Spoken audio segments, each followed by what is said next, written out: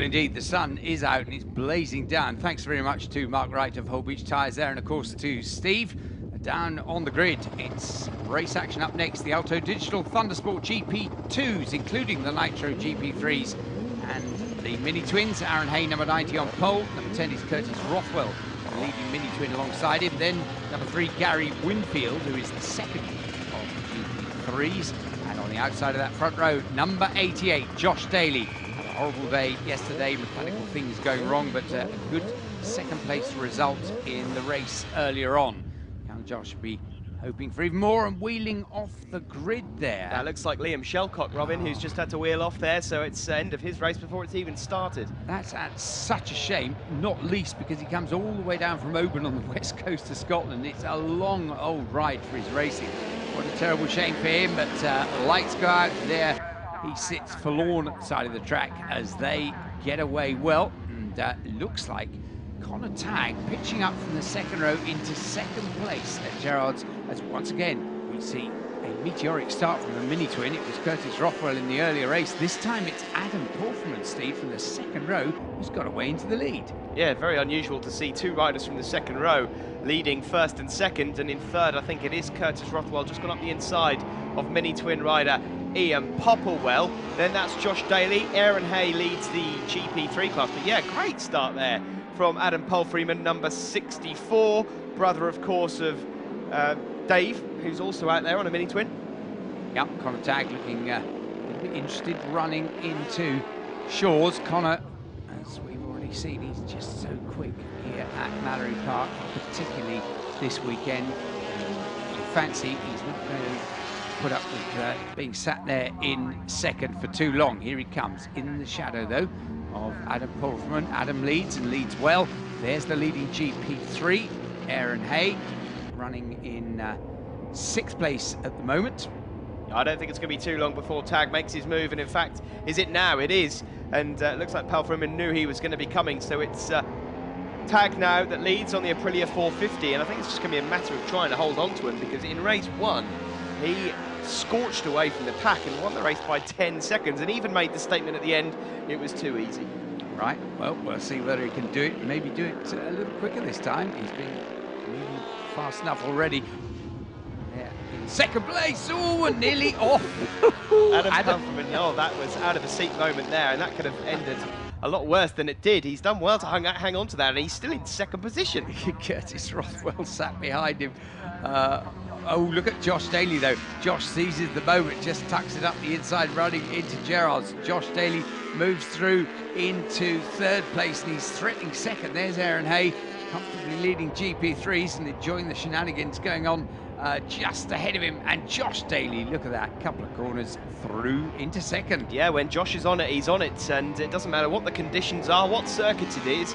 If he's full of confidence and the bike's working well, then you would not bet against him to get a race win. Great stuff to move up to second position. Can he close the gap on Connor Tagg, one wonders? Well, and Curtis Rothwell, again, he's seizing his moment. He moves ahead of Adam Pulfman there. Ian Popplewell trying to do the same, can't find a way through. But plenty of place changes in this leading group. There on the back of it, number 90, Aaron Hay, leading the GP3s. Behind him, I think the next GP3 up is Ian Rayburn. Now, he had it's good for him to be still on board. He had a DNF in the earlier race, so we wish him better luck out of this one. Yeah, Gary Winfield also going well in the GP3s at the moment. He's up there, but he was obviously starting on the front row, but it's Tagg that leads from Josh Daly. Josh maybe just closed that gap a little bit. And then in third position there is Rothwell from Pulfreeman, Popplewell, and then there's Aaron Hay, number 90, just behind, doing a great job to hang on to this lot. It's just looking a little further back in the GP3s, James Robertson and Scott Dukes had a great battle in the earlier race, having another great battle, but this time they're mixing it with Curtis Butler. So there's good old GP3 scrap further back, and up the front, Connor Tagg just streaking away at the front. Josh Daly there, who had got away from this chasing group, is now being slightly pegged by Curtis Rothwell, who looks pretty on it this afternoon on the MiniTwin. I do hope he's not got another machine problem, Josh Daly there, but also another rider just at the back behind Aaron Hay, in fact, is Chris Harrison on the Aprilia 450. He's doing very well. There's Scott Dootson, number 37, who's going around and just behind Dave Palfreman, MiniTwin rider, but at the front here, there's no denying that Connor Tagg is in the groove here at Mallory Park. Really some supreme lines, that Valentino Rossi style around the corners, and we've mentioned it so many times before, Robin. Oh, no, my word, there's a big crash there from Josh Daly. Oh. And and he looks hurt there. That looks like shoulder, collarbone, possibly. That's a slow corner to come off, but unfortunately, with slow corners, Robin, you come down with a big old thump. Yep, and Josh, well, I tell you what, he is still just a youngster, but he is as fit as a flea, and well, they call a halt to the running of the race there. Well, they got through enough to declare the result. The win will go to Connor Tagg from Curtis Rothwell. Adam Palfreman third, Aaron Hay was fourth, Ian Popwell fifth, and Chris Harrison in sixth place. That's the result overall. GP3s, Aaron Hay takes the win from Ian Rayburn and Curtis Butler. They were 1, 2, 3. James Robertson and Scott Dootson. There we see the overall podium: Connor Tagg, Curtis Rothwell, and Adam Palfreman. In the GP2 standings, Connor Tagg increases his advantage at the front over Josh Daly. Adam Palfreman is third, Ian Popwell fourth, then Rick Ballerini in fifth. And there we see Curtis Rothwell, Ian Popwell, and Wayne Bridges. Twin points, well, Ian Popwell still with that huge advantage over Sam Nicholson. Wayne Bridges in third, Dave Palfreman in fourth, Lee Hutchinson fifth, and Josh Wood in sixth.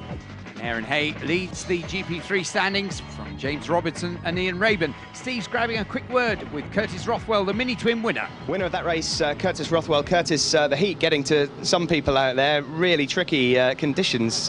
How'd you find it? It was very difficult for me, actually. As the conditions were for everyone, so we had a good start and get off with.